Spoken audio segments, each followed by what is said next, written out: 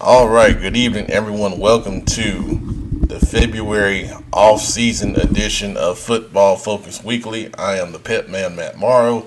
It feels like we've been gone for longer than what we have been. Well, hold on, I got my partner in crime here. What's up, What's up, Pat? man? I thought you were gonna be late. Tell you what, our house, if I turned the camera around, you would see our house is a wreck. We're demoing it, we're renovating it. Oh Lord. I had to knock out some stuff real quick. Oh man, well that's exciting. Uh, I guess you might have demoed your internet there.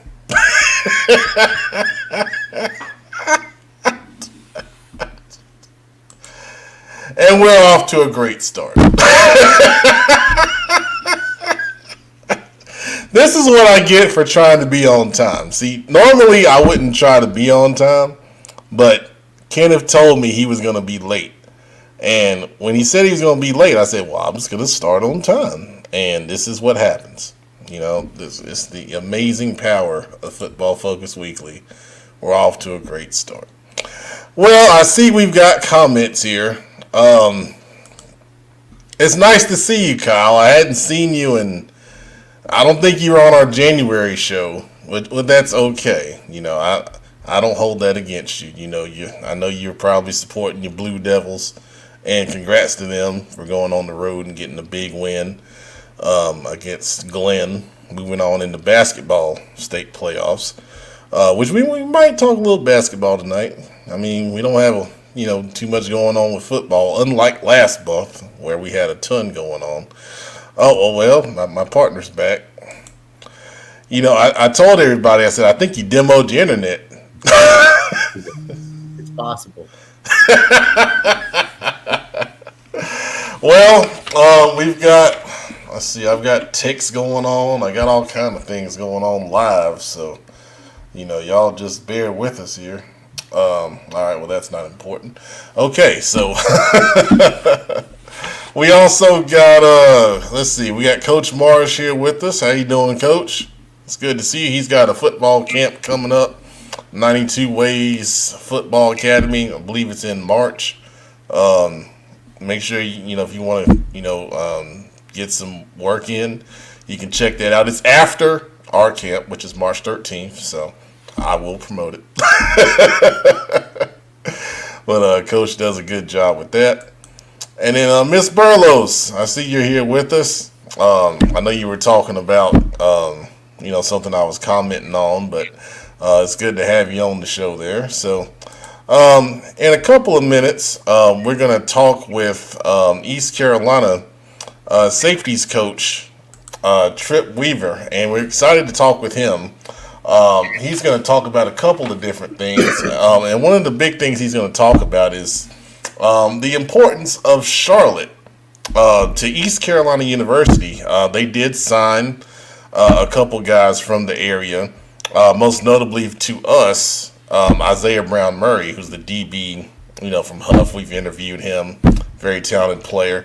But we'll be excited to talk with him, here in a couple minutes, and then after that, we're going to talk a little bit about some different things. So first, we're going to catch up and see how everybody else is doing a little bit after that, if we have time. We may not have time. But then after that, around 8 o'clock, if you're planning, we'll talk to Coach Marcus Hilliard. He's the new head coach at Elizabeth City State. Excuse me. Very excited to talk with him. We're going to ask him about the most exciting thing, becoming head coach at Elizabeth City. We'll ask him about how important Charlotte is to Elizabeth City State. We know we've had some previous players from the Charlotte area go up there and play football, and we'll talk to him about those things and a little bit more. After that, we're going to get into a couple topics. We're going to talk about these crazy prep school scams that we've got going on. It is insane, the kind of stuff that we're hearing about prep schools out here. And so some of them in our, relatively close area. The one in particular in the news now is down in Atlanta. And it's a sad story, But we'll get into our thoughts about that. We'll talk about our camps. I'll be very frank about what we're doing with the Spring Player Showcase coming up on March 13th. I think it's a great opportunity for everyone, and I'll break down why. And then we're going to really get into, for the first time, we're going to get into some details about the Hbcu Carolina Showcase. And I'm not going to give you a date yet because we got to check on the availability of the facility we want to use. But it's definitely happening. I'll give you some details about that, and that'll be around 8:30.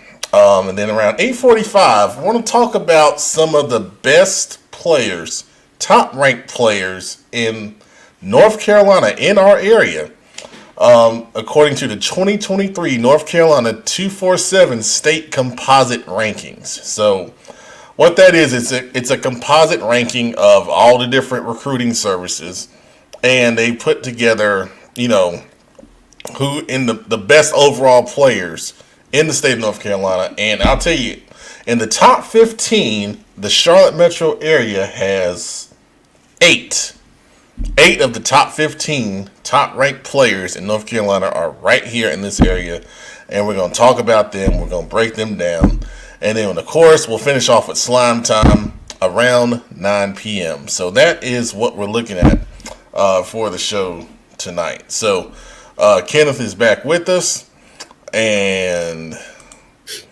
we're waiting on Coach Weaver to join us. But while we wait on Coach Weaver, I know you shared. Let's just catch up a little bit. We'll do that now. So you're doing a demo in your house? Are you doing some remodeling? What's going on? Yeah, so we're completely renovating the bathroom and our upstairs and our bedroom, and then I had to get all that done because we're getting somebody to come in and do the floors for us. So I had some stuff that happened, came up that took a little bit longer. So I had to knock out the vanity tonight before the show so that the guys can come in and start the flooring tomorrow. And, of course, if you ever put floors in, you got to move everything, rearrange everything. So the room I'm in right now kind of looks like a storage unit right now. Packed facility with all the crap in every other room. Good Lord. I know that's time-consuming, and you got to have a lot of patience. That's why I don't do it. The way this house is the way it's going to stay. So, well, none of that over here. You're not married to my wife. No, I'm not. All right. Well, that's interesting. We're going to add producer Brandon is here with us. What's up, man? Oh, nothing much, man. Good to be here. Yeah, we're glad to have you. We're just doing a little bit of catch up before Coach Weaver from East Carolina comes on. So, what have you been up to the past month? Oh, just still working from home. My job. We're still at home working from home, and just getting some workouts in when I can. Still staying active. So, that's my routine. Work and workouts. That's my schedule lately. Oh, very good. Very good. I mean, it's a blessing to be able to work from home. I can tell you right here, this guy has not worked from home one day. It has its perks, but I guess after a while you kind of have that urge to be out and about. But it is convenient. I'll say that much. Absolutely. Well, I'll tell you, for me, things have not slowed down. I was telling the viewers before you guys came on that it feels like we've been gone longer than we actually have since we did the January show. And, if you guys missed it, we talked to Coach Flowers, the new head coach at Johnson C. Smith. And we had a lot of people on, and, everyone was very excited, to see him. And he's backed up what he said on the show back then about wanting to recruit Charlotte. It seems like every time you turn around, they're signing another kid from the Charlotte metro area. And, they're putting together a really good recruiting class, and they're building a base, and they're building trust when you do that stuff. Kids and, local coaches are going to pay attention to that. And it's going to put a new interest into Johnson C. Smith. Some that, has not been there in a long time, if ever, for that matter. So that's exciting to see. And then Coach Massey from Winston-Salem State also joined us back in January. And he has signed a number of kids from the Charlotte area, after that show. So one of the things that I want to stress, the people that see this is, we bring these coaches on and they want to come on the show. Kenneth does a great job in lining these coaches up.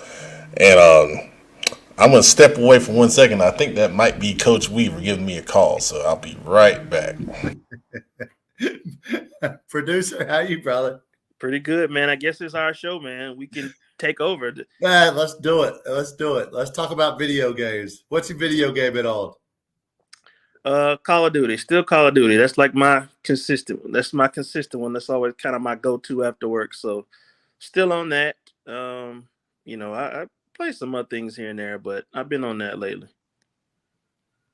So we finally broke down. The little boys have been begging me to play Madden, right? So I've got this old PlayStation 2 that's been up in the closet forever. Uh-huh. All I have left is the 2009 Madden game. I'm sure that's just fine for them. I'm sure they'll gladly play it and have fun with it. They are loving it. Now they've broken a controller already because they get mad at each other and throw it. And they get taken away for a while, but it's tough finding controllers for the PS2. I was gonna say you're gonna have to go to eBay or some pawn shop or something to find that, but that's good though. I mean, that's their is that their like introduction to video games? It is. Now they played Minecraft. Okay, yeah, kids love that. But it's it's been fun for me to see guys that we used to watch 15 years ago, right? Jake Delhomme at quarterback, Jonathan Stewart is a rookie on this game. Oh, wow. Angelo Williams, and just to hear names of guys that we used to watch that I haven't heard the names in such a long time, has been pretty neat. Like traveling in time. It is like traveling in time. And those, let me think. Yeah. That game, that's older than them, right? That came out before they were born. Yeah, they're 8. Yeah, I just thought about that. All right. Coach Weaver will be joining us here in just a second. We were considering voting you off the show. We were going to think about taking over, man, unfortunately. But especially a 2-0 vote right now. Yeah, we decided to let you stay, though. So I appreciate your generosity. That's really, no problem, man. Really nice of you. You thought about it, but we didn't go through with it. I heard something. Were y'all talking about video games? Is that what I heard? We had to fill in the time with something. So he was talking about the boys. The boys are playing Madden 09. He was talking about. He was like, this is the greatest video game of all time. Madden 09. Oh wow! And you know what? That is the graphics might be better now, but the gameplay now isn't probably any better than that. Honestly, it's just the graphics is the only difference. This is what's good. Crazy. Neither one of the boys want to run the football. They only want to throw the football. But my favorite passing plays from 2009 were their favorite passing plays. Like they came up with them. So. Oh wow. Yeah, like the shallow corner and smash routes that I love to throw. That's their favorite routes as well. That and just Hail Mary. Daddy, I want to throw Hail Mary. Throwing those bombs to Steve Smith on there. Very. Steve Smith, Randy Moss. We had to get your video game segment back, producer. We did that for a while. That would be kind of cool, man. Look, there's plenty. There's always something to fill it in with. So. Yeah, that most definitely is. All right. Well, I see that in the comments. I see half of our crew is in the comments, but not on the show. But we'll address that later on. But I'm just messing with y'all. I know y'all busy. I'm just messing with y'all. Okay. Let's try to get Coach Weaver set up here. So I'll put you guys in the background, and we'll get back, to the panel here in just a minute.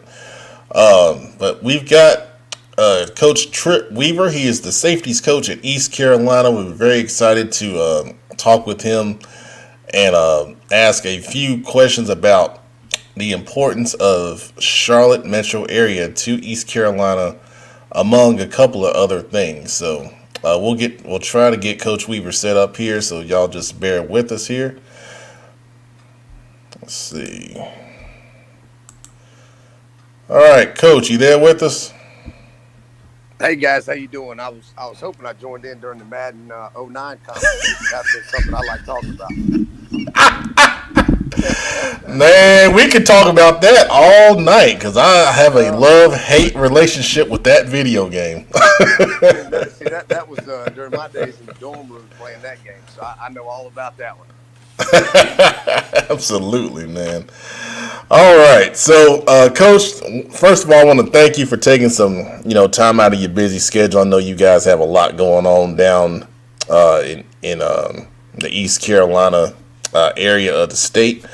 But first of all, we are a Charlotte, based show, and a lot of people, have a lot of questions about East Carolina and them recruiting the Charlotte area. So my first question to you is, how important is the Charlotte area to East Carolina in your recruiting focus? Yeah, no, that's a great question, and I'll be honest with you. Coming into to East Carolina when Coach Houston got here, there was not a lot of players on the roster from Charlotte, and that was one of the immediate problems that he faced and saw and said we had to fix. So right now we currently have a handful of guys that we really think are going to be impact players for us this year. We have two from Mallard Creek. One is Ryan Jones, who's a national recruit, went down to Oklahoma, didn't work out. He jumped from the transfer portal. We took him, was an all-conference player for us, NFL talent for us. Expect him to have a great year. We have Parker Moore, who went up to West Virginia, hit the transfer portal, came back. We're doing morning runs. We actually have a run in the morning at 5:30 a.m. And just for a guy his size, he moves so well. Great kid. I mean, he's unbelievable. Both those guys, are going to help the offensive side of the ball. We're fired up about it. The next guy we got, Demel Hickman, is from Butler. I was talking tales about him during the spring recruiting, and this is a year that we're really going to depend on Demel. I'm excited to see what he's got. Excited to throw him out there, and then we signed a young man from Huff High School who had multiple Power 5 offers, and really worked our tail off to get him, Isaiah Brown Murray. So right now, like I said, we only have a handful of guys from the area, but the quality of those young men are really through the roof. So for us at East Carolina, that's become a huge target for us. We just signed on Justin Anderson, our director of scouting now here at East Carolina. He came from Coach Mendenhall's staff at Virginia. Those guys have a great track record of kind of finding under the radar guys and developing them into NFL players. And that's kind of the mindset that we take. And he got there about 3 weeks ago.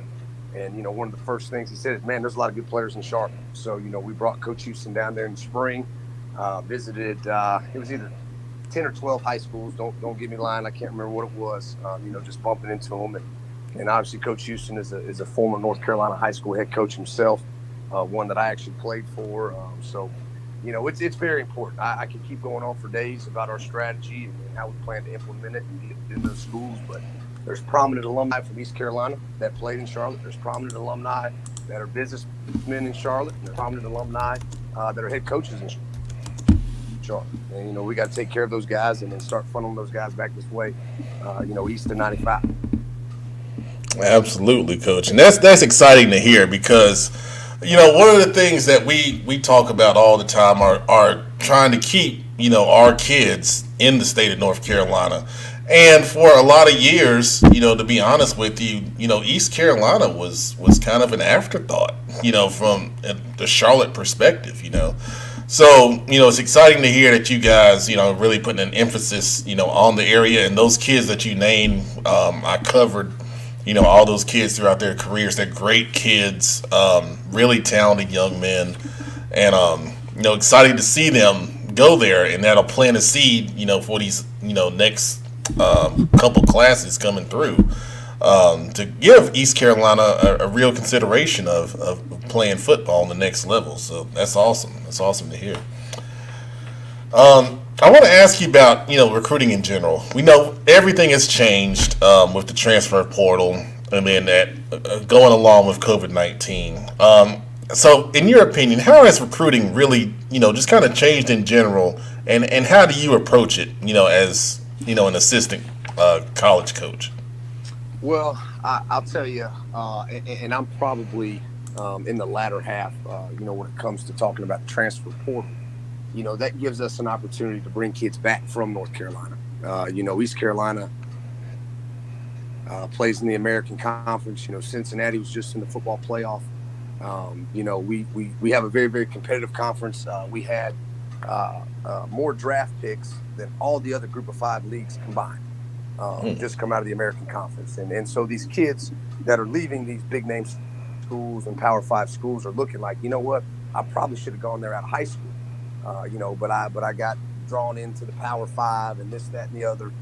They see our facilities. They're the exact same as the Power 5. I mean, we have a golden opportunity to bring these great kids back into the state of North Carolina that maybe we didn't have a chance to hold on to, in the recruiting in high school. So that's one aspect that has definitely changed.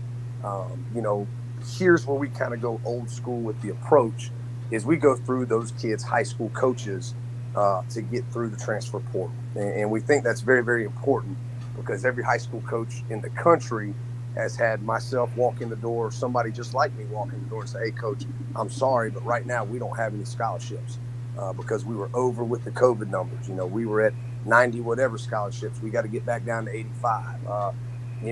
Ryan Jones, this 4-star NFL tight end, falls in your lap because he wants to get back closer to home and play on the offensive side of the ball. So we try to keep those high school coaches involved in that, and we try to stay, as local as we possibly can within that transfer portal, just for the camaraderie of the state, because North Carolina is a great football playing state. I think that helps us in that aspect. As far as recruiting changing, it's really the opportunities have been limited for these kids that are graduating high school right now. That's been compounded with COVID because everyone has to get back to the 85 scholarship limit, where the NCAA gave us a waiver and we were able to have over that. And some teams were way over that, but we use this as an opportunity for us to guarantee the quality of the kid as far as a person and the quality of the kid as far as a player goes. So you will see fewer and fewer kids, I think, retain offers that don't come to campus and junior days and come to camp and do all this stuff, because now all of a sudden, there's a lot of schools that can become more and more picky because of the limited opportunities that all the schools that are quote unquote above you have. So some guys start falling through the cracks, and that's where we've got to do a great job getting into every football playing, high school in the state of North Carolina and keeping those relationships going with those coaches. Because, like you said, it has changed. Our approach is still going to be through the high school coaches. We're just really going to shoot for the stars and try to get these kids on campus, show them, what we got, because those opportunities above us are getting more and more limited. All right. That's a great breakdown, Coach. I appreciate that. And once again, the emphasis on North Carolina is very exciting, to hear from our perspective for sure. I'm going to bring on Kenneth Mclambrock, a guy I think you're familiar with, and he's got a question or two for you, Coach. Absolutely. Coach Weaver, how are you, sir? How you doing, Kenneth? I appreciate you reaching out to me. I'm sorry I screwed up your link to get on here a little late. That's all right. My internet's been messed up myself tonight. But Coach, man, two questions really. The season, the 2021 season started out a little bit tough. You guys lost some close games that you were right there at it, a 4-point loss, I think a 3-point loss, an overtime loss. But then right there about the midway point of the season, you guys really started to get hot. You guys started to catch fire. And I think you ended up winning 4 of the last 5. You had a couple of huge wins. You had a couple of those close wins that maybe you hadn't won the first couple of weeks. Coach, what did that say about the players in your locker room? But maybe more importantly, what kind of momentum, how important was that towards building your off-season strength and conditioning program, and now as you guys get ready for spring practice? Well, first things first, our strength coach, you hit on that with John Williams as far as building a program for this offseason. He's the best.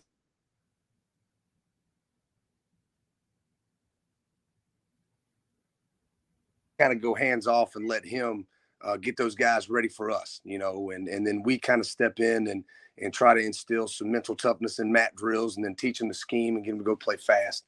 So just to touch on that piece, but it's huge. We lost a lot of close games. South Carolina kicked a field goal to beat us right there at the end, and we knew at that point in time that we were a good football team, and we just played a good football team. Coach Beamer and those guys do a great job down there, and at the time I think a lot of people are saying, they're only going to win a couple of games, and they ended up having a big bowl win over North Carolina and really doing a great job. So we knew at that game we had a really good football team. We have to go up to Huntington, West Virginia, which if you've ever been is a tough place to play. And it's a night game, and it's the remembrance of the 50. I mean, there's just a lot of things that are going on, and we end up coming back from 17 down in the fourth quarter, and those kids never wavered, and all of a sudden the things that Coach Houston builds his program on toughness and accountability, and if you just keep grinding and working, it will eventually pay off.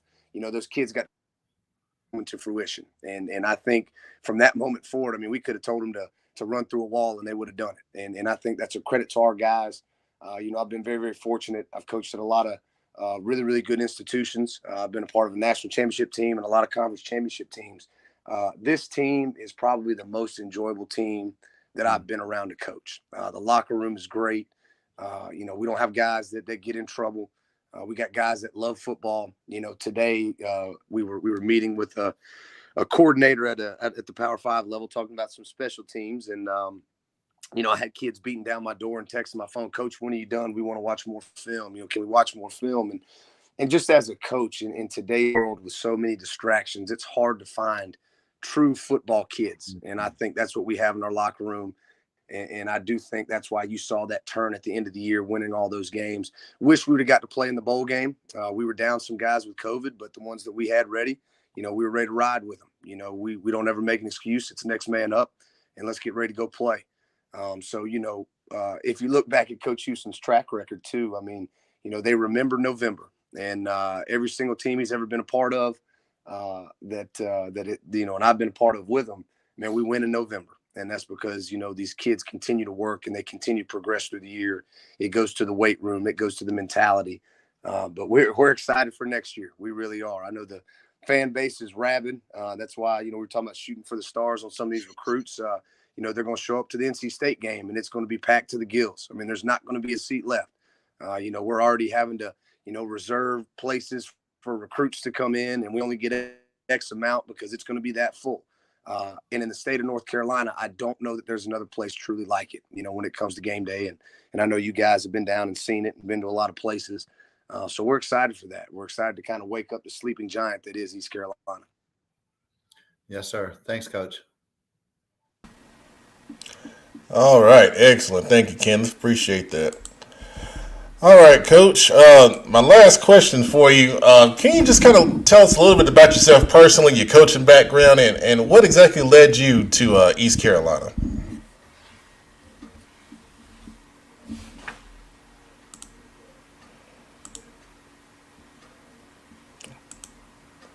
Coach, I think you might have muted your mic on accident there. Yep, sorry, it started freezing. Okay. I didn't want to pick up a bunch of background noise. Can you hear me? Yes, sir. We're good. Yes, sir. Yeah, so I was just wondering, can you tell us a little bit about your coaching background and what led you to East Carolina? Yeah, so coaching background, I played high school football at T.C. Robertson High School for Coach Houston. Okay. He was the head coach. I was a young sophomore getting ready to be his varsity quarterback. And I say I elevated his career. That's why he went to the college level. He said we weren't going to be worth anything because I was coming up.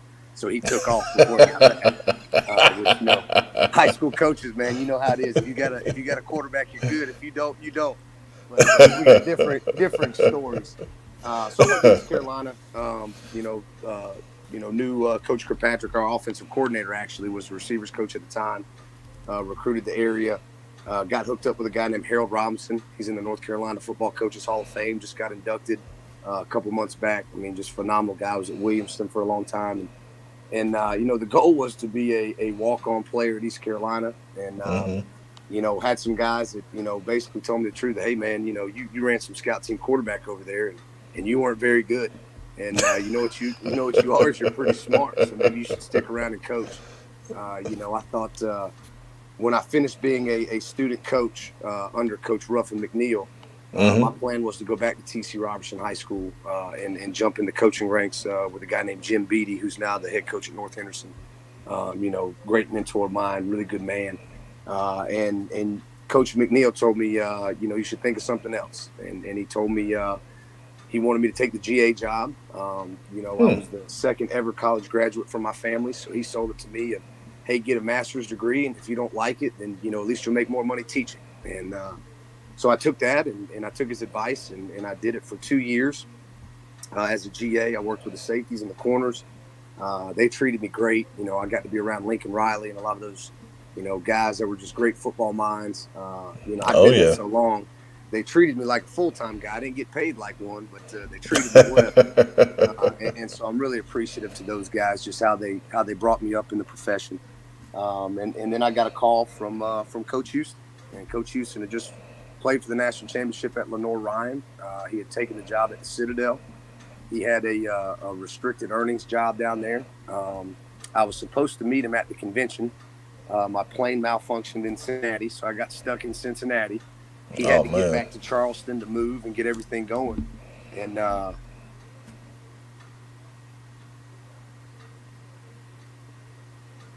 it didn't pay a whole lot of money. And I jumped in the car and got back from the convention. I told my now wife, who was my fiance at the time, I said, hey, baby, I'm taking off to Charleston. She goes, well, how long are you going to be gone for? I said, man, forever, till you get down there. And, so didn't make any money. We lived in a little shack in Charleston. It's an expensive city, but I had a blast. We had great kids. First year, man, we were like 1-6 and then won 4 of our last 5. So we said, okay, we got a chance. And then, the next year we won 9 games, won a share of the conference, beat South Carolina.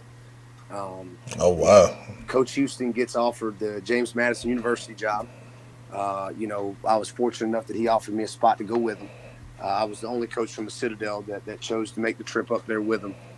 So just being a part of building a staff and to sit in on all these interviews of coordinators and strength coaches. And, that experience was just invaluable to me. I mean, it was unbelievable.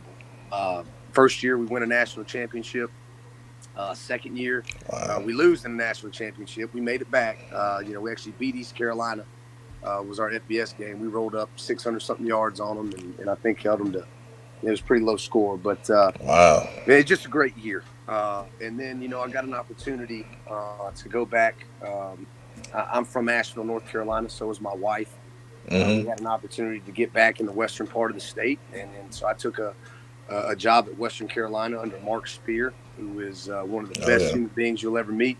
I tell people all the time, I got to work for 2 guys that's all people talk about, how good they are. Ruffin McNeil, Mark Spear, and then now I'm with the hot name now, Mike Houston, who's just like me. So I've been fortunate. I've been lucky. And so I enjoyed it down there.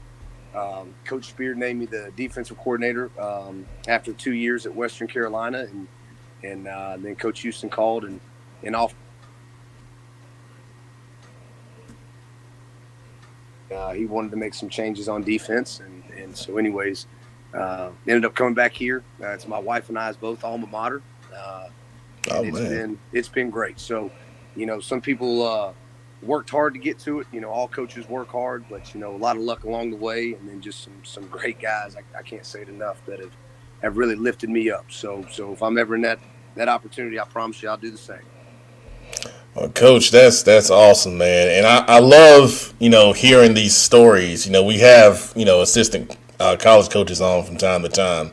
And I love hearing the pathway to get to where you are now. And we tell, high school coaches that aspire to coach in college, it's a winding path, and you have to kind of go through, some different times. And, it's amazing that you have, a great support system in your wife, and, you've worked with some great coaches. So, one day, I'm sure we'll be talking to you as a head coach at, a school. I think you've got the right, demeanor and the right focus, and you articulate well. And this was great. It's really exciting to speak with you, Coach. I appreciate you, taking the time out of your busy schedule once again.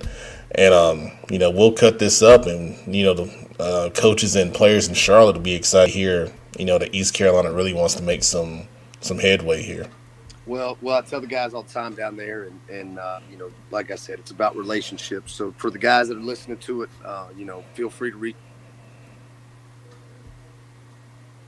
Most of the coaches in the area have it. I've had it since I was in the 9th grade, so I hadn't changed it. So send them on. We'd love to get your kids up for junior day.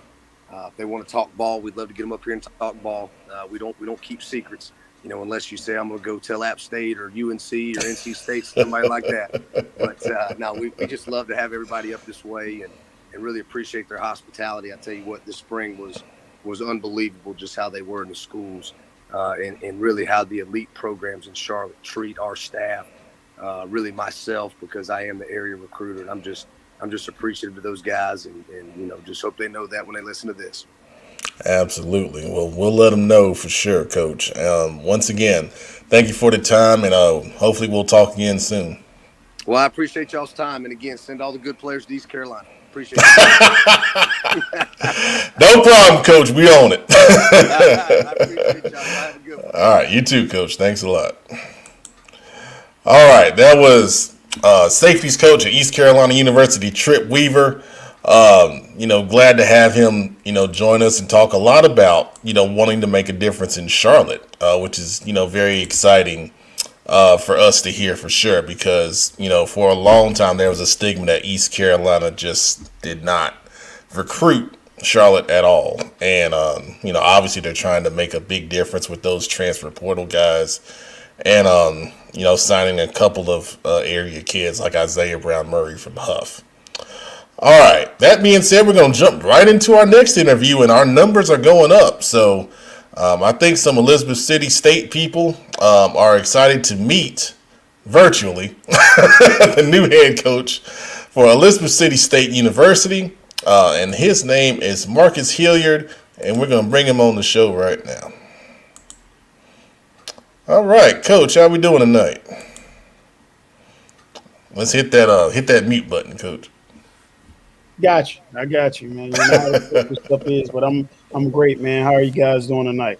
Man, we're doing great. Man. I appreciate you taking some time out of your busy schedule to join us to talk about Elizabeth City State football. And being the new head coach, I did a little reading up on you, and I saw that you've been there before. So obviously, it's not your first rodeo out at Elizabeth City State. But I want to ask you, what's the most exciting thing about being in the head coaching chair now? Well, it's different, man. Like you stated earlier, I was here as an assistant coach. So the thing about it is when I came back, because I see this as our previous head coach, or the head coach when I was here, Coach Tiller's office.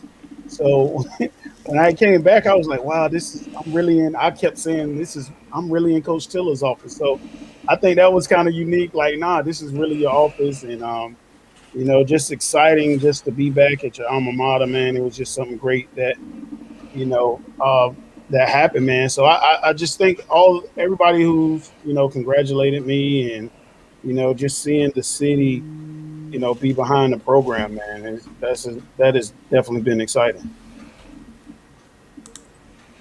Absolutely. And I know, Charlotte, once again, is important to you.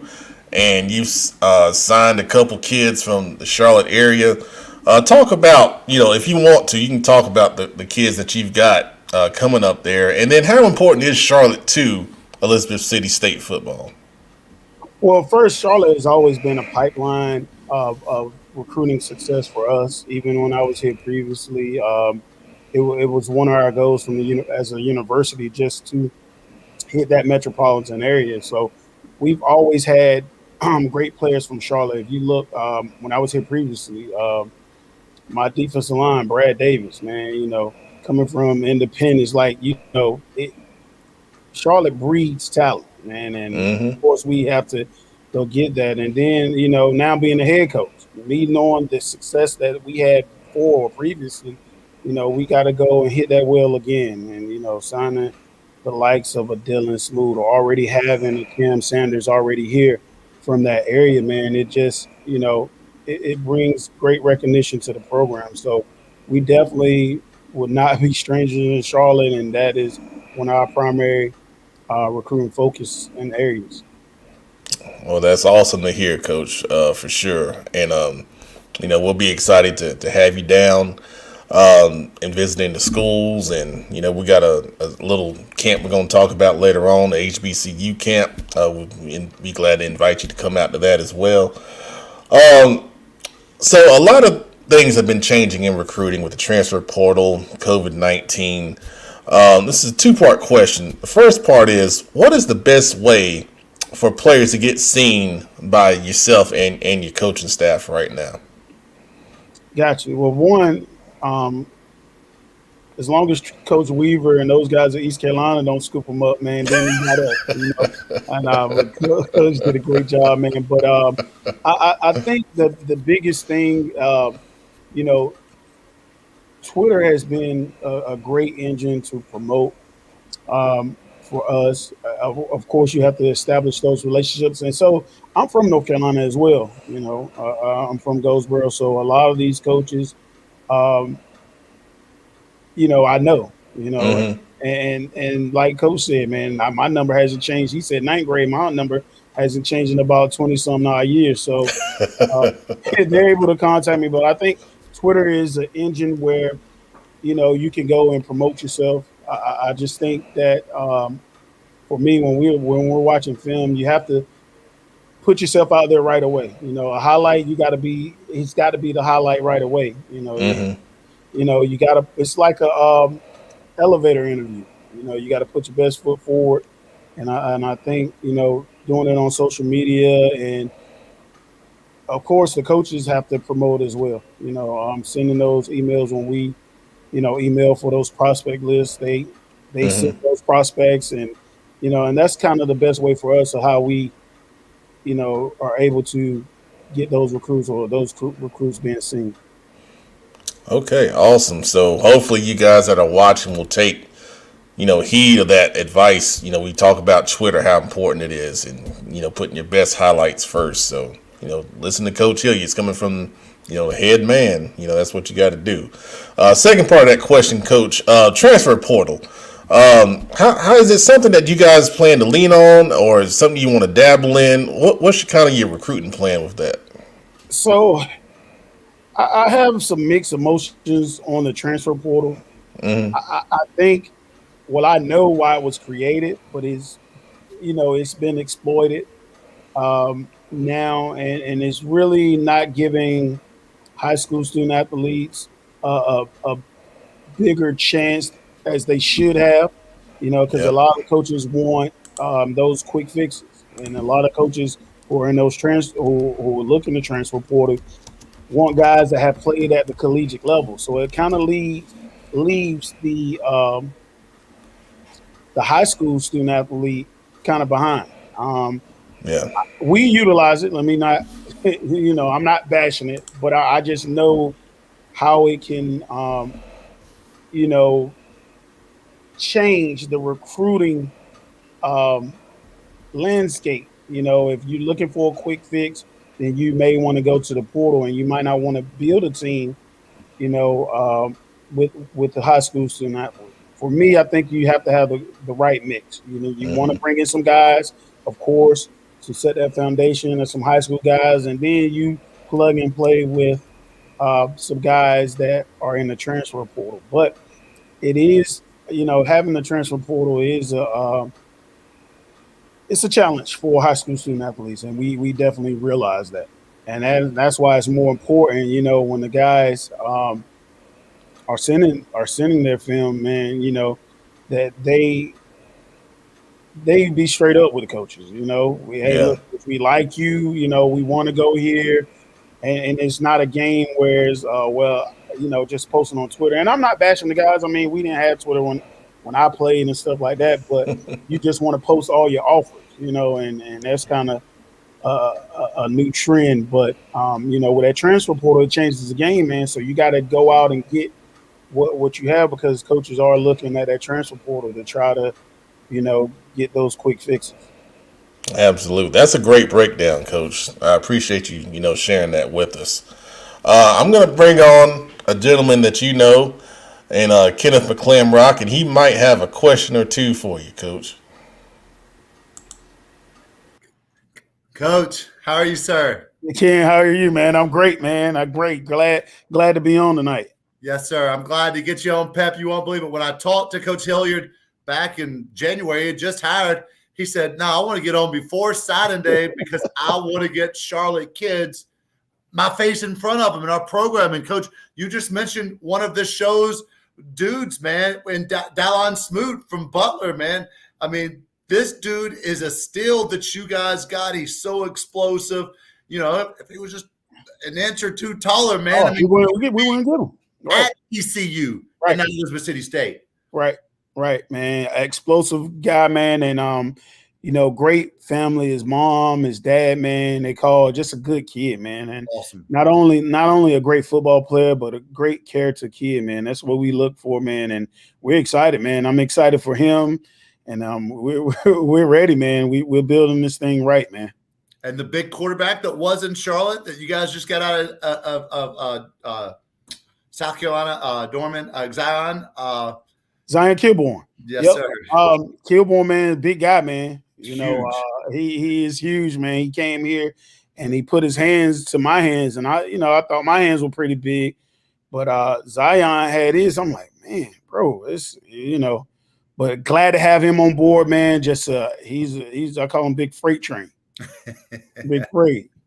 So, Coach, man, as a longtime assistant coach at Elizabeth City State, as a former player, talking about sitting in another coach's office, right, and having to get used to it, how much does it mean to you to be the one who really turns this program around and brings it to prominence, not just inside of your conference, but on a national level? How important is that to you? How much would that mean to you? It's very important, Ken, man. Like I told the chancellor when during my press conference, man, I'm gonna do whatever it takes. I care about the university because this is my university, and I want to see it do well. And people, want to see us do well. And I have a special interest in the program because I played in this program. I played here and I coached here, and I was here when we were, trending up. And when we were trending down, I've been through the highs and been through the lows, man. And it would just mean so much to me, man. I often dream about that. Like, wow, I got a chance to get this thing turned around as an alum. And, it's exciting, man. And I take it personally, I just take it personally, man. And I'm just so excited that, Chancellor Dixon and A.D. Bright gave me opportunity to do so. Coach, one last thing, man. When all your old dudes from your team, right, like former players and teammates, found out that you had been named, I mean, your cell phone must have just been off the hook for days. Man, I had to send out a tweet. I think I still have it pinned because I had so many calls and text messages, and I had to say, listen, I'm going to get to everybody because I don't want anybody to feel slighted. They're like, man, Hill already changed already, man, one day. But no, I had to send out a tweet and let them know, man, listen, I'm going to get to everybody.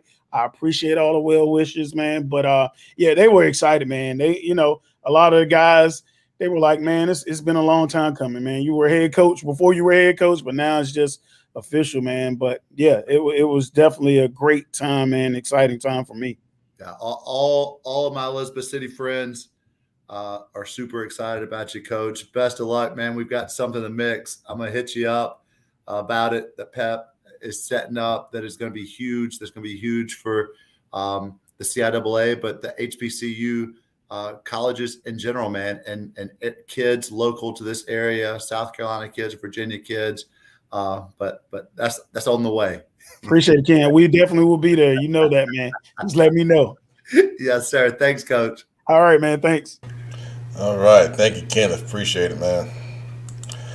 All right, Coach. On that HBCU tip, I want to ask you, a lot of kids, with Dion and Jackson State and everything he's doing down there, a lot of kids are excited about the possibility of playing for HBCU. So I want to hear from you directly. What is it about the pride and experience of playing for HBCU that makes it so special, in your opinion?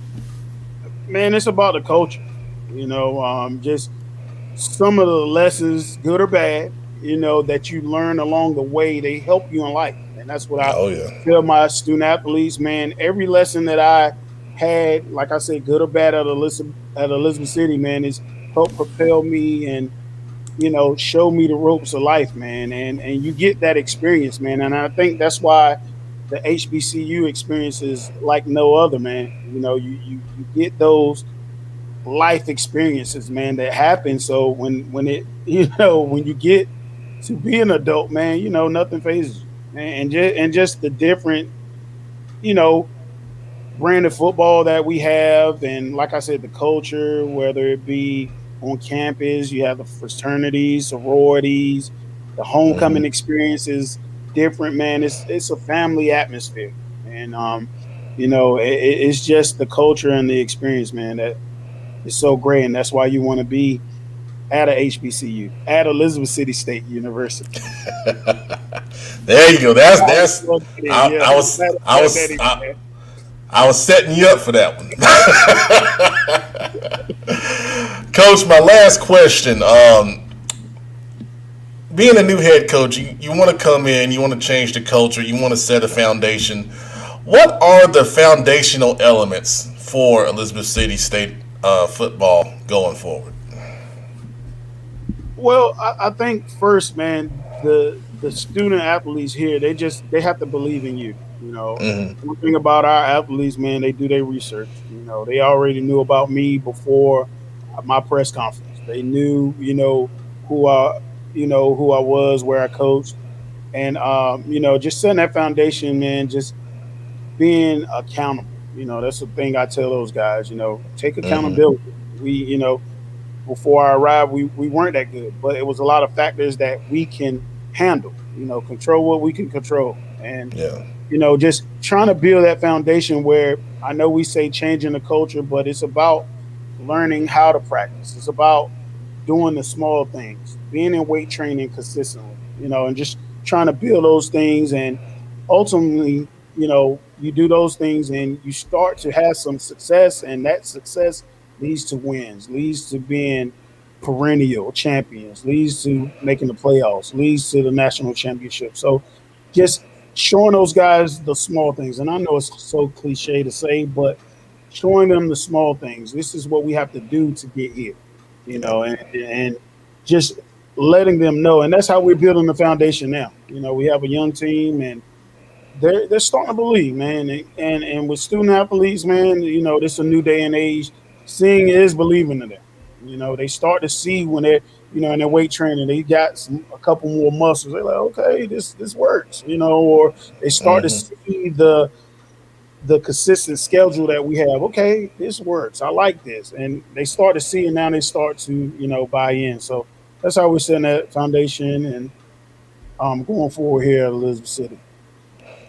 Coach, that's a great answer, man. And I'll tell you now, if I had any eligibility left, I'd try to. You have a couple more snaps. Come on, man. Come on, man. Listen. That's all I got. I couldn't do it, man. These 18 and 19-year-olds, man, one guy put his hand on me. I was like, oh, man. I don't know, man. These guys are tough, man. So. I tell you, we were talking the other day about, that moment as a coach where you feel like you knew you transitioned and you lost it. And, when you had that moment. That has happened years ago before today. That was trying to run and almost pull my groin. It was like, yes, that was the day I am a coach and no longer a player. So I've had that moment already. Oh man, that's awesome, man. One day we had to get together, get some wings, and definitely, man. Yeah, that's awesome, man. But once again, Coach, I appreciate your time coming on here talking, football and about your program with us, and congratulations once again on becoming head coach. And we wish you the best of luck, and we'll definitely talk soon. Okay, thank you guys for having me. Appreciate it, Peale. Appreciate it, Ken, man. See you guys soon. Absolutely. Thank you, Coach. All right. Take care. All right. You too, bud. All right, that was an awesome interview with Marcus Hilliard, and I'm telling you, we're gonna get some wings. We definitely, share some stories of days gone by. But I'm gonna bring the crew back. We're gonna bring Kenneth. We got Kenneth here with us, and we got the producer here with us.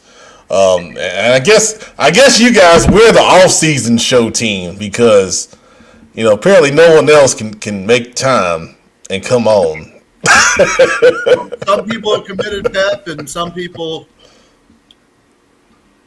are not. And that's okay. That's okay. They just won't be getting paid. That's all. Hey. I bet you have a full roster next show then.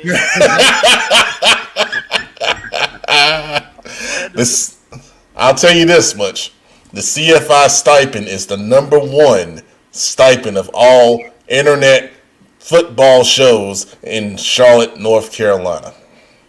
That meet on Wednesday night at 7:30.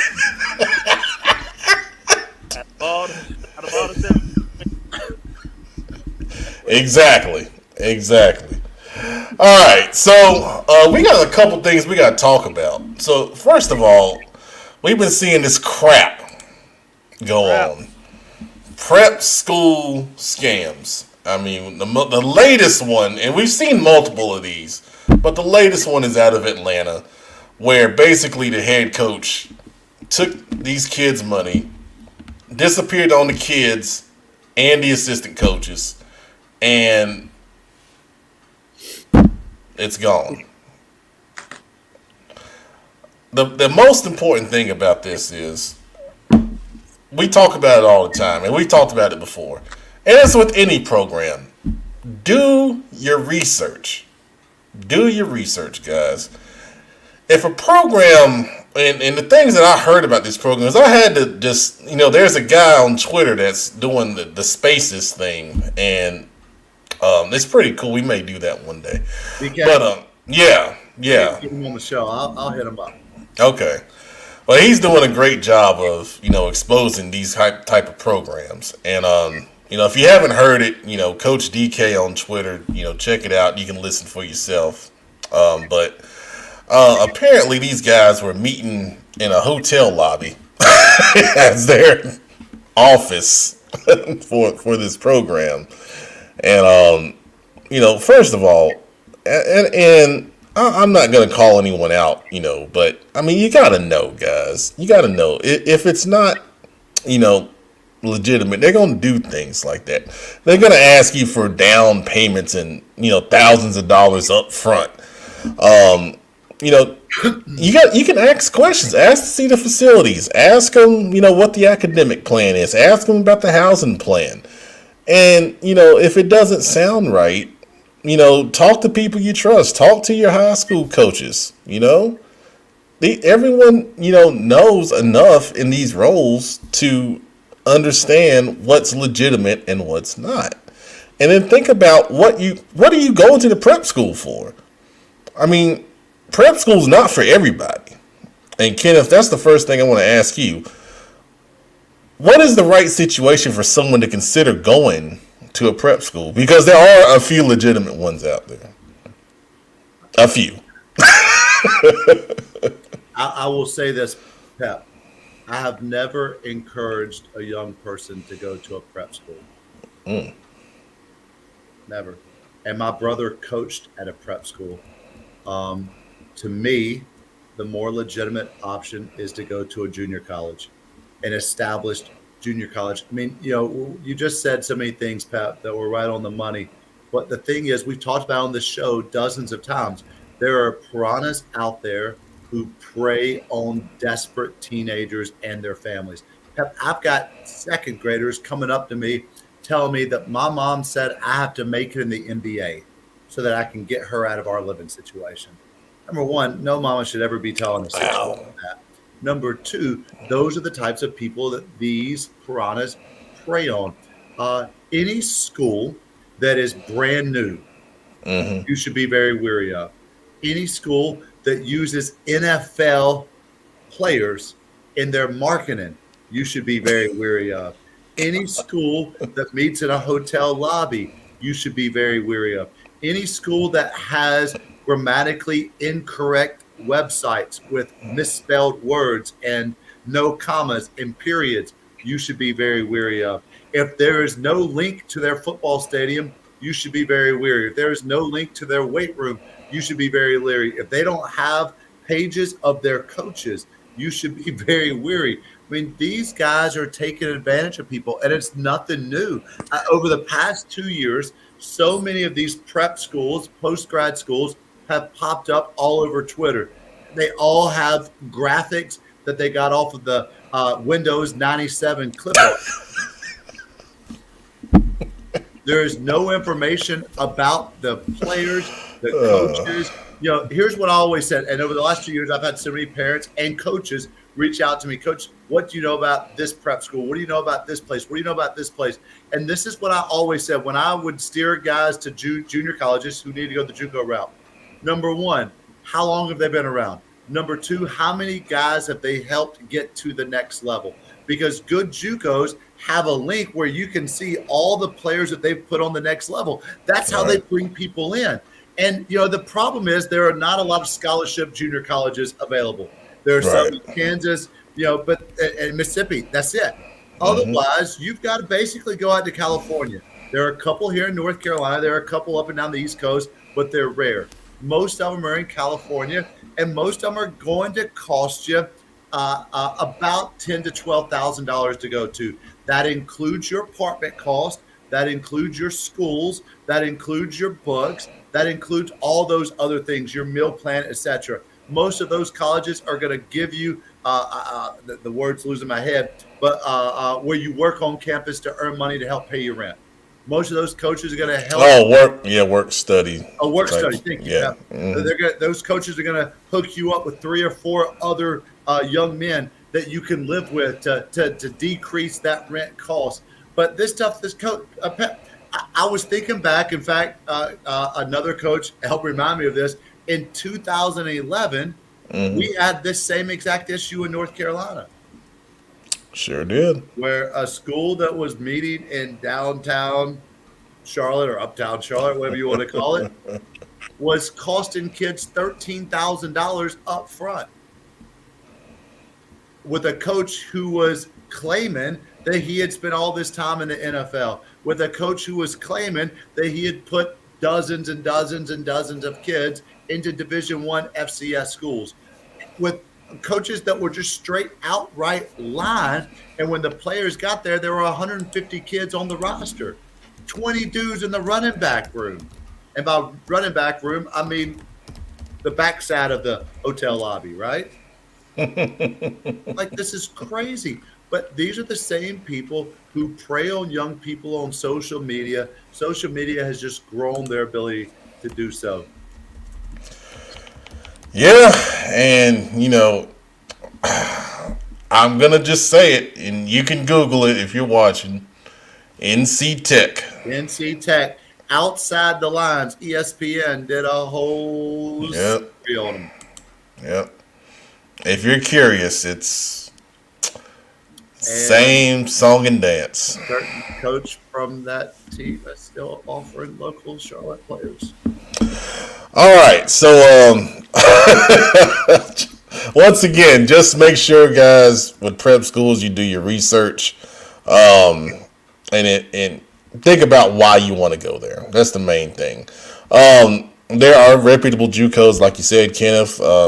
I sent some names to one out of Mississippi that sent me a message looking for a wide receiver. So they do look in our area. And, you know, like you said, some, you know, do have some money that they can offer to help you out. But, you know, if you are in a JUCO situation where you need to go there to get your grades straightened out, or you know, you feel like you may need some more time to transfer to a D1 program, if that's your goal, and you've been told and evaluated that would help you, you know, that be prepared to pay some money, you know, out of pocket. Sure, if you are thinking about going to a prep school, you need to make sure that the coach knows what he's doing. For example, if it's a prep school is not a junior college. It's different than a JUCO.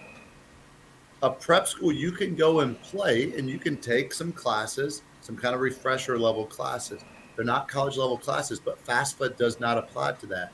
If you take 12 hours at a prep school, your NCAA clock begins. But you could go to a prep school and take 6 hours or 9 hours, and that does not start your NCAA clock, from my understanding. Right. Again, I stayed away from prep schools because I did not trust them, to be honest with you. And I'd rather send my kids to reputable institutions that I know are still going to be around next year. Well said. Producer, you got anything you want to add on this? I think you got people out there that just really want to prey on the emotions of the parents, because even if it's you can debate how likely it is, but we know parents have these dreams of seeing their kids play these big Power 5 games, bowl appearances, and eventually make them to the NFL one day, and they prey on that. That's really what they're preying on, the emotions of parents. And kids haven't been around long enough to be able to spot these things. And like you say, obvious red flags. If you got a school, why we're not meeting at the school? Why are we meeting in in the meeting room at Golden Corral? You can't. You gotta. Sometimes things sounds too good to be true. It is, and that applies here. Well said. Well said. All right, we're briefly for about 5 minutes. I want to talk about new Charlotte high schools that are coming online, and I really want to talk about it because it's been in the news with the big stuff going on down in our Hbcu area, Valentine.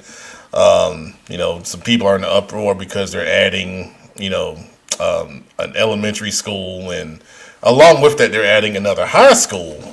If you're familiar with that area, you're going down Johnston Road toward Valentine, before you get to 485, on the left-hand side, there's a Spring Hill Suites. Behind that Spring Hill Suites will be the next high school in Charlotte that's going to be built. I think it's 2024 is the projected opening. The school doesn't have a name yet, but that is going to be the third high school in the South Charlotte area that's going to be added. If you haven't been keeping up, Palisades High School is the new school down by Lake Wiley, going down 49 South Tryon past Olympic.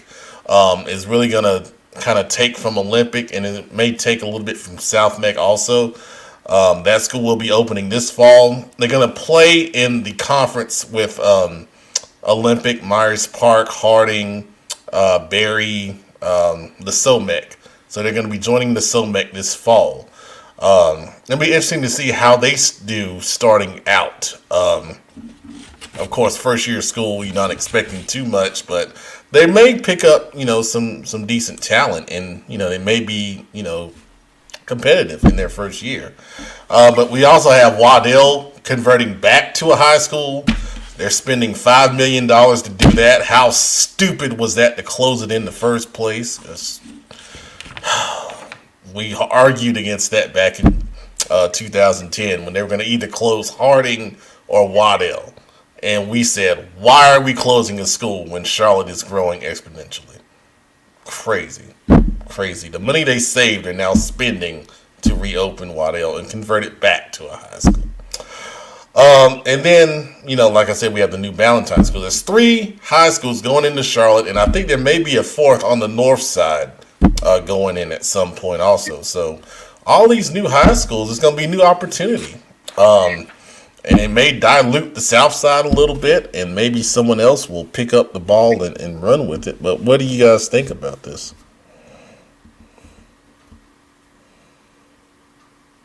I'm going to leave it alone. I don't have anything, Pat.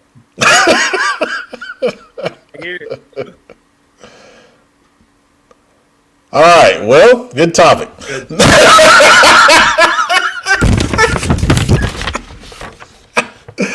All right, next on the list. Let's talk about our upcoming camps. Oh, gosh. Okay, so first off, we have the Spring Player Showcase coming up March 13th at Olympic High School, Sunday, 12 p.m. to 4 p.m. I've been sending out a number of invites, and I've really been focusing on kids that I feel like can benefit, from going through the camp experience. Now, there will be some invites going out to former award winners, and that will have a significant savings to those because, we like you and we think you're talented kids, and we want you to come out. And what was that? It's like a rewards program, CFI rewards. Well, we may call it that. So, if you're interested, in an invite, you can reach out to me. But I will say this, there's a lot going on right now. This is the first true off season we've had in 2 years. So a lot of kids are playing 7-on-7, which I think is great. It's better than just sitting on your butt doing nothing. There are kids playing basketball. There are kids running track. There are kids playing baseball. So there's a lot of things going on right now. And because of that, we are anticipating our camp numbers to be smaller. And really, the focus of this March camp is to really get some individualized coaching. And that's something we don't really get to do at our camps because we have, at least 100 kids. But we're looking at 60, 70 kids, at this thing. And when you got those kind of numbers, you can really teach and you can really break down, the finer aspects of, technique and a lot of different things. We're going to have a combine. We're going to teach you the right way to run the 40 if you've never been taught. We're going to teach you the right way to run the shuttle, the right way to do the broad jump, the right way to do the L drill. 4 drills that college coaches, will evaluate you on at college camps later on this summer. And they will also evaluate you on at the Rivals camp, which is coming up March 19th, that you need to get ready for. I know a lot of you feel like you can just go out there and put something together that's going to be impressive, but you may be athletic, you may be fast, but there's a technique to do everything. And if you don't know the technique to do the drills, to get the best times, to get the star ratings that everybody wants these days from Rivals, or the recognition from national preps, which that camp is coming up as well, to reputable recruiting databases that are out there. You want to put your best foot forward when you're going to camps and performing for these guys, because if you go out there, you have a bad day, you're only going to get one shot. You're only going to get one shot. So we try to prepare you for those things, and that's what the March 13th camp is all about. We'll also do some one-on-ones, and if we have the numbers, we'll do 7-on-7. If not, then we'll just continue with one-on-ones to get you a lot of reps. It will be filmed. I've got my best guy that does, the camps, do individual clips, and we'll put those together like we always do and then get them out there to you. So I think it's a great experience, and I'm purposely targeting a lot of younger kids because I want you to get this experience. And the Rivals camp is free. The national preps camp you have to get invited to, but if you want to go to Rivals and you want to get, put your best foot forward and get on the radar, come prepare with us on March 13th. It'll be a good time at Olympic High School. Now, the Hbcu Carolina Showcase, I'm going to share some details for the first time. It's going to be in May. We're still trying to lock in the date because we're trying to lock in the location. Once we get that done, it'll be put out there. It'll be put out March 14th for sure when you can register. That'll be the first day you can register. It's only going to be $50, okay? And I'll tell you right now, for the number of colleges we're going to have at this camp for $50, it is the best investment you can make in the Carolinas. You're not going to find this anywhere else, okay? If you want to play college ball and you want to get on the radar, we're going to have at least 15 HBCUs with their coaches there in person evaluating you. So I'm going to tell you right now, if you don't get in on this when this registration opens and we sell out at your position, don't tell us you got slept on. Please do not say that, because this is the best opportunity recruiting-wise in the Carolinas. I don't care who tells you what they can do for you. We're going to have so many dang on college coaches at this thing. It's going to be insane. Okay? And for $50, I'm probably taking a loss, to be honest with you. And I don't like that. But I think it's right. I think it's the right thing to do because we need that kind of exposure here. And we want to help, the HBCUs build a bridge. We hear so many things about HBCUs not going out and recruiting, schools. That was one of the big reasons why, Kenneth actually suggested it to me. I'll put that out there, and I thought it was an awesome, awesome idea. And we'll be glad to be able to bring that experience here to Charlotte. So the camp setup is going to be a little different than any of our other camps because of the number of kids we're expecting. And this is in the hundreds is what we're expecting because it's an awesome deal. There'll be times where your position will come out and train. Now, if you wanted to do multiple positions, you'll be able to do that. Okay, so let's say you're a linebacker and you also wanted to play line. That's fine. You can go to multiple sessions. That's fine, but you're going to have to, really think about pacing yourself, okay? Because it's going to be hot. It's going to be May, okay? So you have to really strategize and put your best foot forward. Now, this is going to be a camp where you're going out, you're doing your individual drills. You're going to do one-on-ones. You're going to do 7-on-7 if you're a skilled person, okay? Linemen, you're going to be working on your drills, your techniques, and then you'll do some one-on-ones as well, okay? You'll get plenty of reps to showcase yourself in one-on-one situations, okay?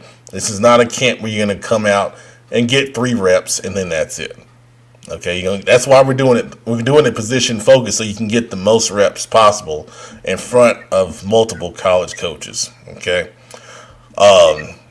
So there'll be a lot more to come on this. But it will be in the Charlotte area. It will be $50. We have a special, HBCU Carolina Showcase shirt for you. What else am I missing, Kenneth? I'll tell you, you said it. This is going to be the greatest recruiting event ever in the Charlotte area. Coaches have been begging for something to bring colleges to their players. We're bringing it. In fact, but we're not doing it in February or March. We're doing it in May. Why? Because spring practices have already begun in May. Players are already starting to hone in. Coaches are already working on your 40s and your pro agilities and your L drills and your vertical jumps and your broad jumps. You are going to be crisp. You're going to be healthy. It's before the extreme summer heat when colleges are doing their own things. This is the perfect opportunity at a price that's priced at what some people are paying to go to some knucklehead at the park to get some speed and agility training. Pat, when you say you're taking a loss, you could charge 4 times what you're charging and it would still be worth it. And we've got a limited number of seats. We've got a limited number of shirts.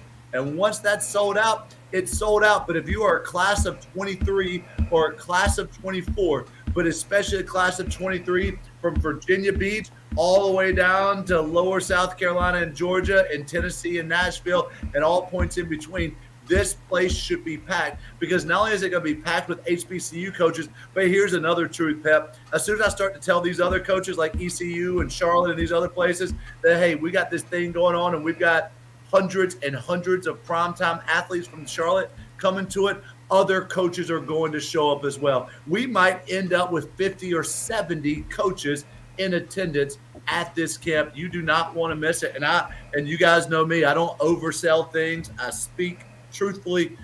This is going to be huge. Every coach, you heard Coach Hilliard a minute ago say, let me know, and my staff will be there. You heard Coach Massey last month. You heard Coach Flowers last month. We're there. What do we need to do? Our coaches will be there because coaches want what Charlotte has to offer, and we're going to put them all in one spot.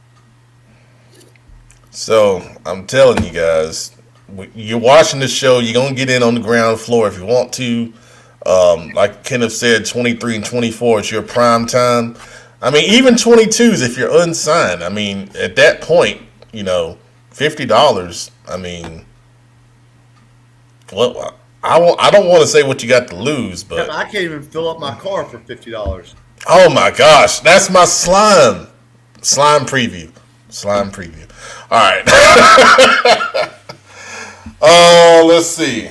Oh, last topic before the slime. All right, we want to talk about our top-ranked players in the area. So, this is a little very slight preview to what's coming in June, where we break down our area conferences, and then we talk about our preseason all-conference players. But I wanted to talk about the top guys, and I'm very excited to talk about these guys because most of these guys that I'm going to name, we've done interviews with, and it's very exciting. I tell you, one of the things that we wanted to do when we started Charlotte Football Insiders is I wanted to track kids from when they were young as freshmen all the way up to their senior years. And this is the first group that we really kind of came in with, and a lot of these guys, I talked to them when they were younger before they really exploded onto the scene. And that's why it's so exciting to talk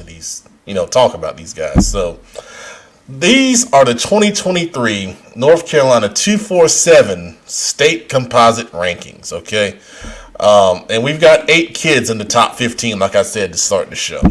The first kid we're going to talk about is number 2 in the state of North Carolina, Christian Hamilton from Hickory Ridge. And I feel like, I've interviewed him 6 times already throughout his career. And he's such a wonderful young man. He's so athletic on both sides of the ball, explosive. Obviously we've seen what he's done at receiver. I've been told he's an even better defensive back. But he's listed as a wide receiver / athlete. Great attitude. He started to show some leadership. When we interviewed him a couple times, he stepped out there and and said, Hickory Ridge deserves to be mentioned with, some of the best teams in the state. So he's growing out of the, shell that he kind of, was in when he was younger, and he didn't really say much. But he's just a dynamic young man, and he's got about every offer that you can imagine. Great kid.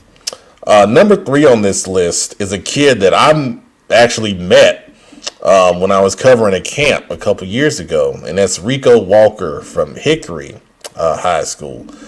And he was a playing receiver, big tall kid, like 6'4", and I'm shooting a shot in the end zone. He goes up, high points the football, comes down with it, great highlight.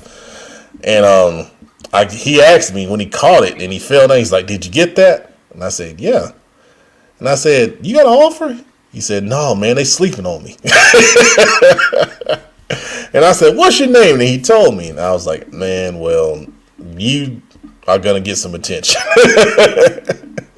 And I think later on that day, he was offered by NC State, so, ever since then, his recruiting has taken off. He's playing receiver that day, but he's a heck of a outside linebacker / DN type of candidate. Explosive, and that's one of the things you can say about all these guys. He's explosive, fast twitch, great size at 6'4", and he's going to be another highly sought after young man for those reasons and more.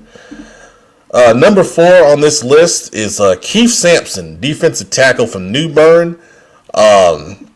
When Keith, was just starting to blow up a little bit, we did an interview with him, and very humble young man, very old school. I remember while interviewing him, he talked about some of his favorite old school music, and it was true old school. It wasn't old school to us.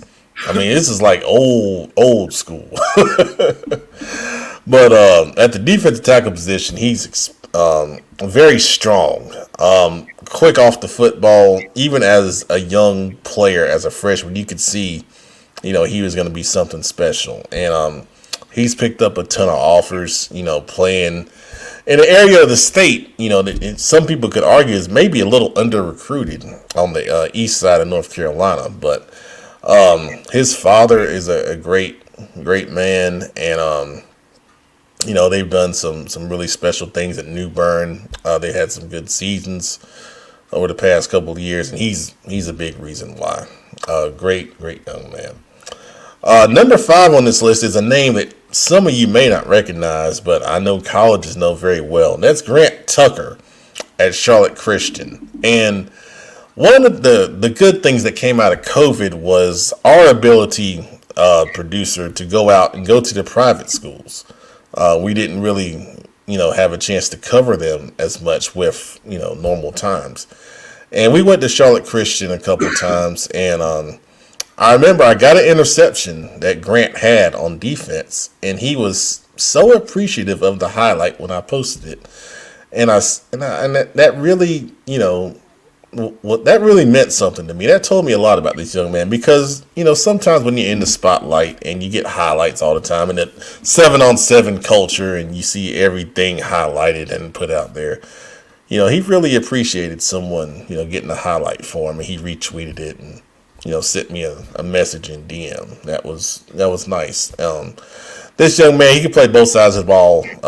Great size. He can play receiver, but he's on the rankings, he's listed as a linebacker.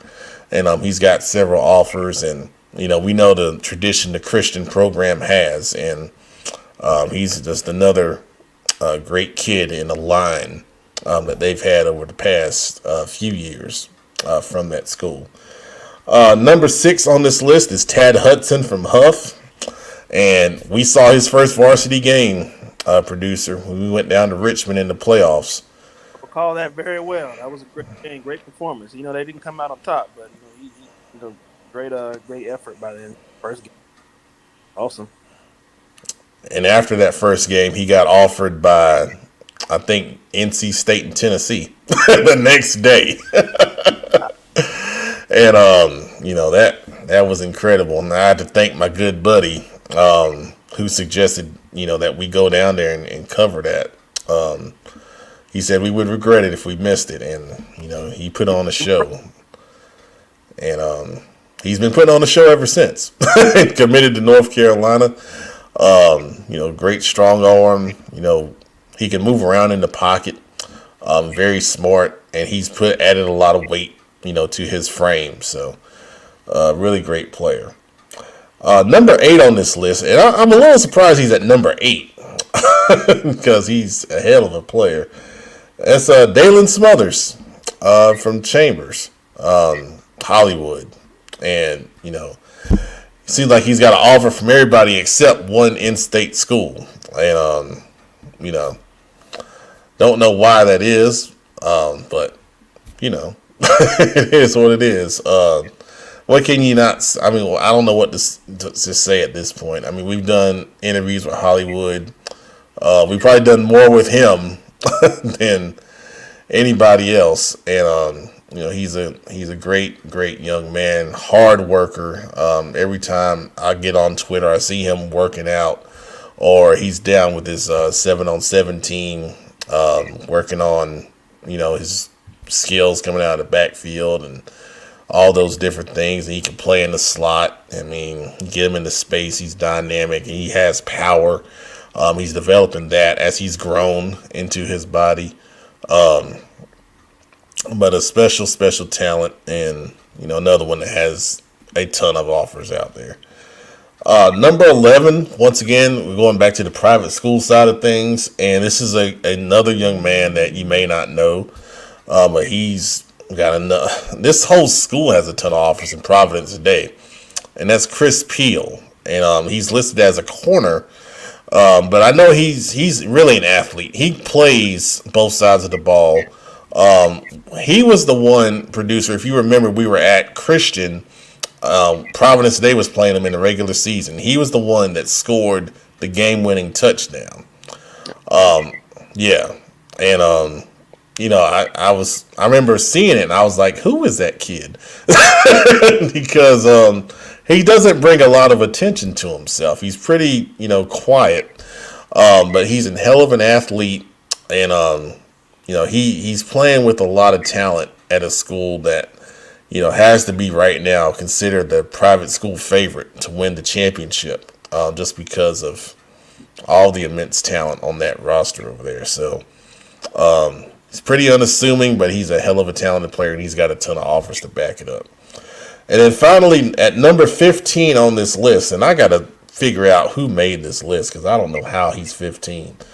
Kevin Concepcion from Chambers. I mean, he's done nothing but dominate people ever since the playoffs started last year. I saw he just got his 4th star from one of the ranking services out there. Well deserved. But another one that's just so humble and so talented, and I believe we gave him his first interview, and he was, after the interview, he was so appreciative, of the attention, and you would never think, he was this highly ranked kid.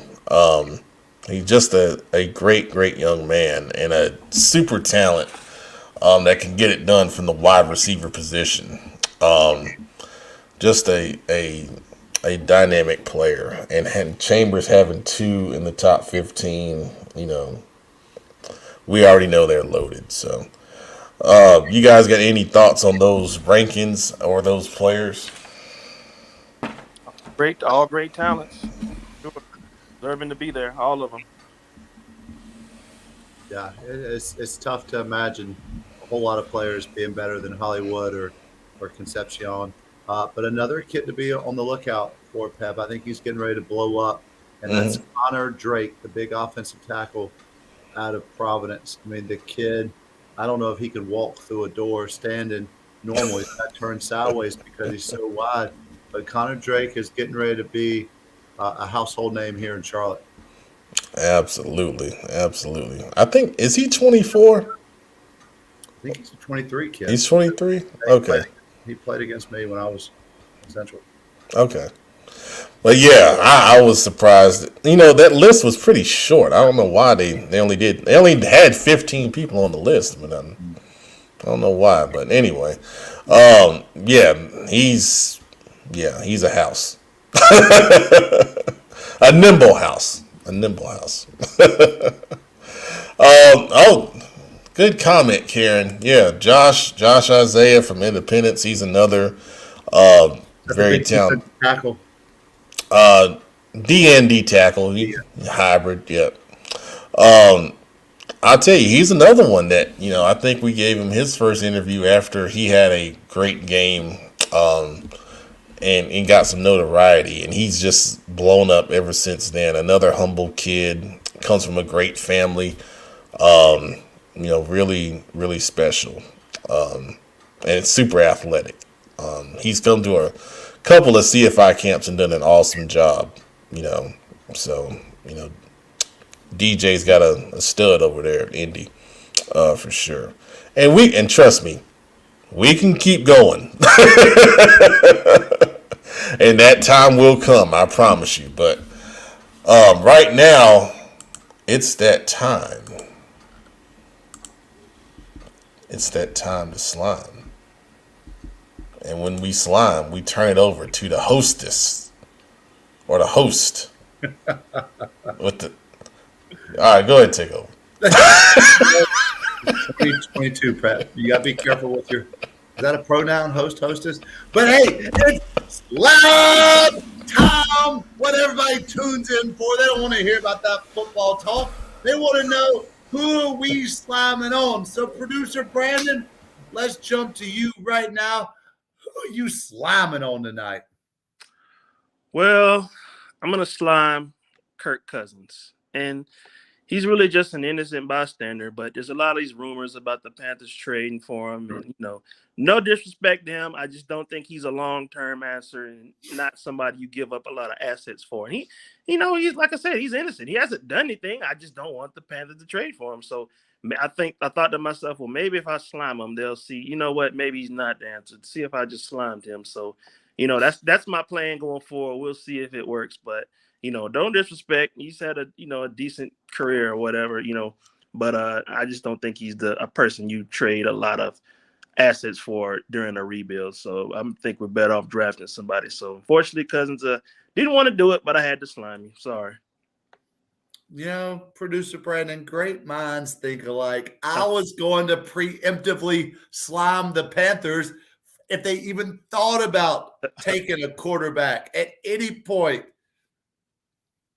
I'll just leave it at that. I'm going to have to think of something quick. That means, Pep, who you sliming tonight?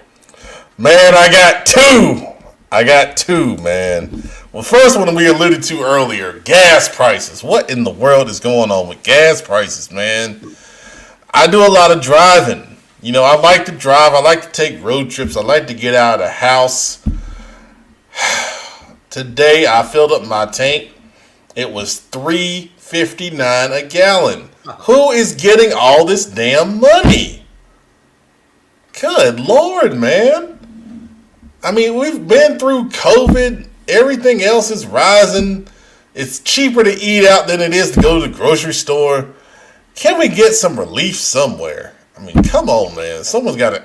And I know we've been through a hard time and the government's helped us out, but somebody's making a ton of money off gas, and it's crazy. That's crazy. My second one is about sassy waitresses. Now, look, man.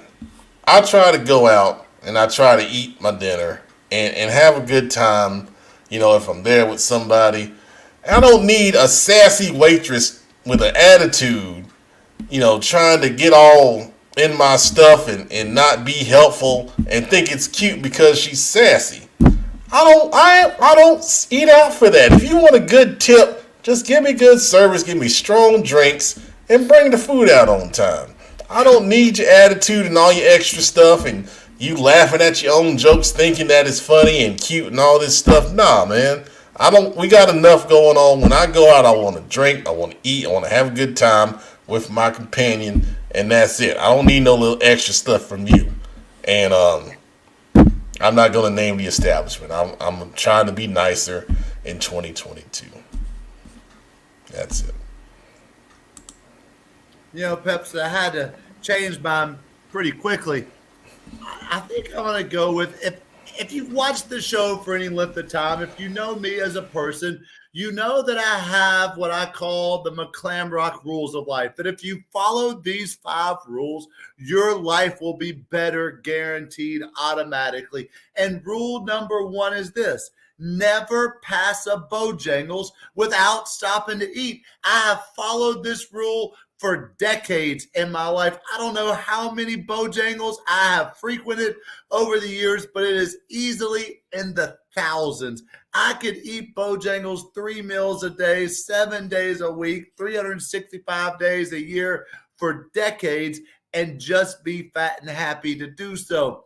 That being said, the local Bojangles that I pass on my way to school, well, technically I got to drive a little bit out of my way, but I can see it, so I count it as my Mclambrock rule number 1. For whatever reason, at 7:15, when I roll into the driver's, whatever you call it, the drive-through station, and I'll order my Cajun filet biscuit combo with fries and a cheer wine with no ice, please.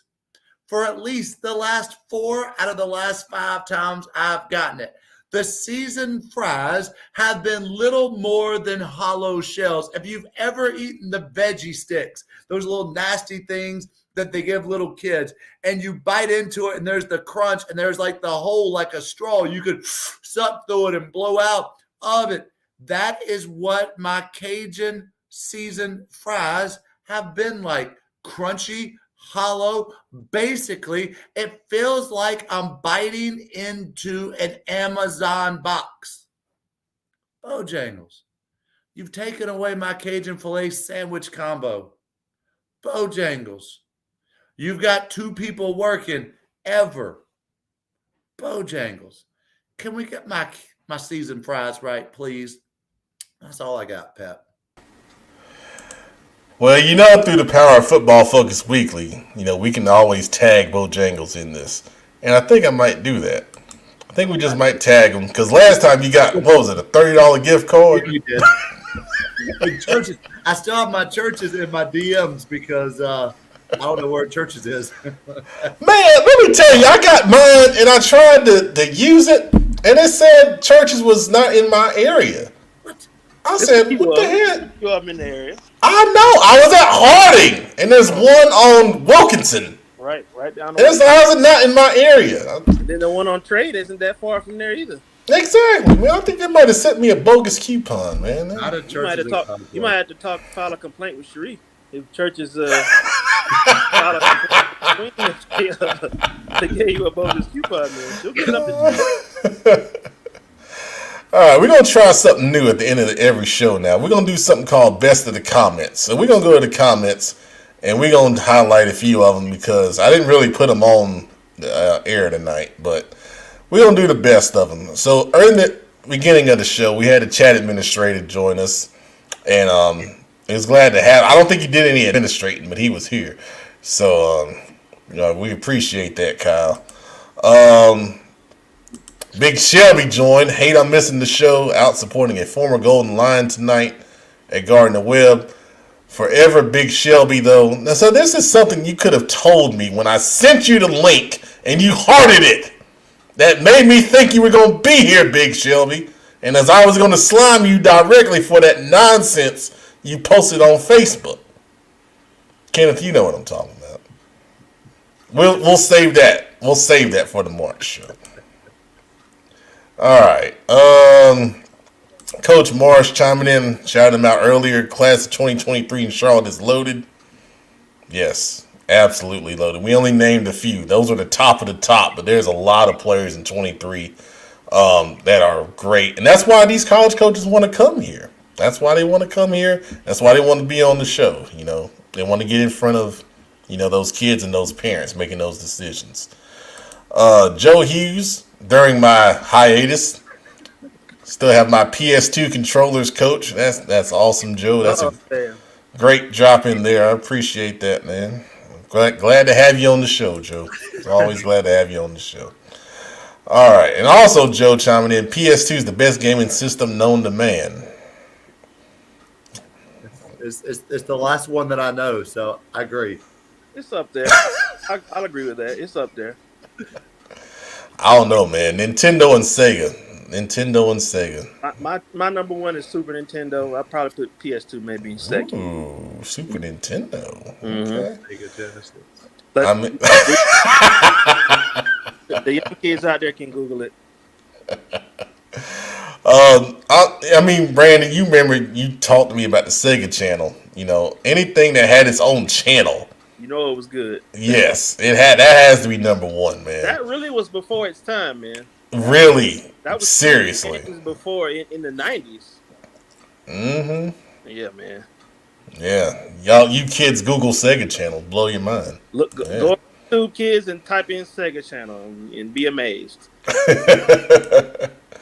All right, the Queen not here, advising us to hold it down. It's been held down, Queen. Is she at a Churches convention? Okay, I'm done. No more Churches references. I don't think so. Miss Perry was asking about 2022 players interested in ECU. Was there any opportunities? At this point for D1s, you're probably looking at PWOs, if anything else. And you may just have to walk on at this point. But like Kenneth said in our last show in January, email those coaches, reach out to them on Twitter, and you have to keep an eye out because they may post something about tryouts, or I've started to see those things for college camps come out also. So you just have to reach out and do the homework and see what you can find out.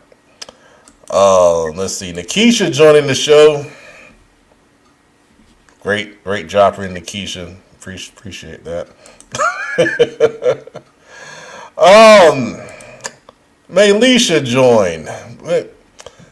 Glad to have you, Maylisha. You saw your son's future head coach tonight. That was awesome. Glad to bring him on and Dalon. Congratulations to him once again for getting up to Elizabeth City. I know he's gonna do great up there, for sure. Let's see. We